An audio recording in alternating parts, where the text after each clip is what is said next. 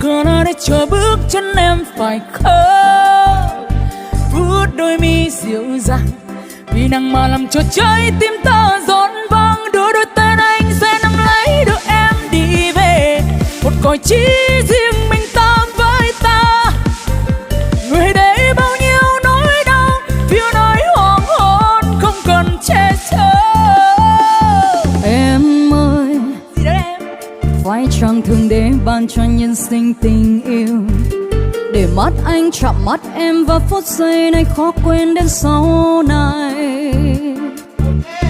Em ơi, người thế gian đầy đắng cay và rất thêm một chút dài làm trái tim đầy nát tan hòa lẫn hân hoan. Người biết đâu có đổi lần.